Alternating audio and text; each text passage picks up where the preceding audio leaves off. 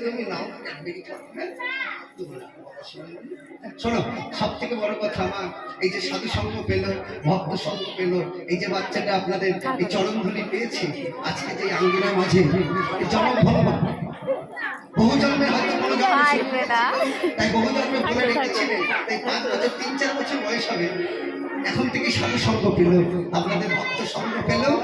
তাই আপনারা সকলে প্রার্থনা করুন গোবিন্দ চরণে যেন কৃষ্ণ চরণে মতি হয়, আপনাদের এই সনাতন ধর্মটা বজায় রাখতে পারে। সবাই মিলে একটা আশীর্বাদ করুন। নিতাই গৌর হরি বল।